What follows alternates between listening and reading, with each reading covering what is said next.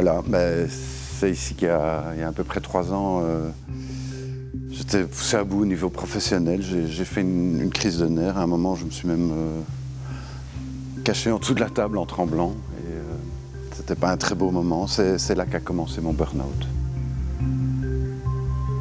J'ai eu une carrière professionnelle de 15 ans dans l'immobilier. Donc je gérais des bâtiments, des propriétés assez importantes. J'aimais beaucoup ce travail, c'était très varié. Je pense que je faisais bien mon boulot, oui. J'avais des évaluations très positives. J'étais un bon gestionnaire administratif et financier de gros patrimoine immobilier. Ouais. L'entreprise s'est petit à petit réorganisée. Et bon, ça s'est concrétisé à un moment par une pression sur moi qui était insupportable. Et là, j'ai craqué. Ouais. J'ai été mis quelques jours en maladie et c'est pendant la maladie qu'on m'a téléphoné pour me dire que la relation de collaboration s'arrêtait. Les premiers jours, après avoir été viré, en fait, ça a été un petit soulagement parce que ça ne savait plus très bien comment continuer.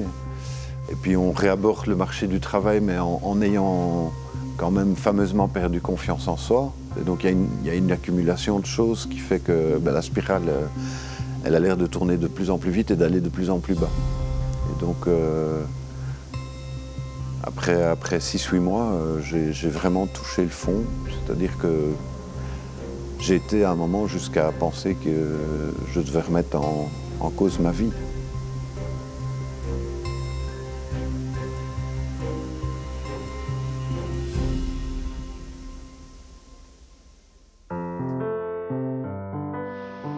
J'ai pris connaissance de ces programmes de détermination de projet et de recherche active d'emploi d'Actiris. J'y ai postulé sans trop y croire et j'ai été sélectionné. Alors ça, déjà, ça a été... ah bon, il y a quelqu'un qui croit en moi. On commence l'atelier de détermination de projet par regarder un peu notre histoire.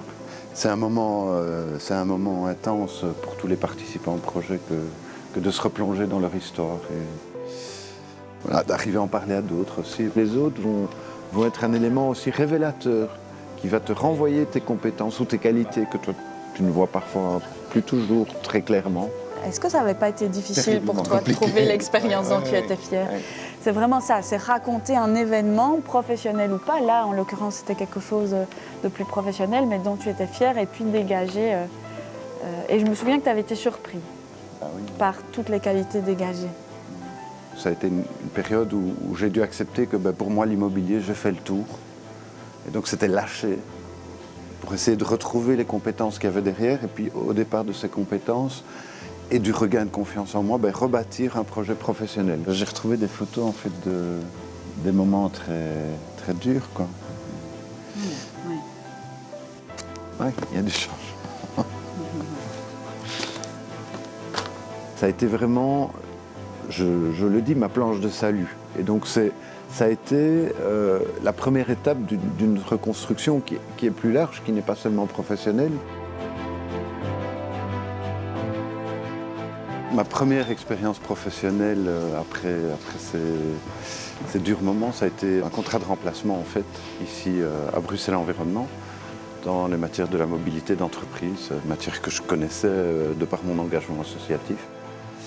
Et donc c'est un contrat de 4 mois qui s'est terminé il y a peu et maintenant je n'ai pas de boulot effectivement. Mais fondamentalement je n'ai pas peur. J'ai regagné confiance en moi. Et même si pour le moment je n'ai pas de travail, mais je n'ai plus peur. Et ça c'est tout un changement.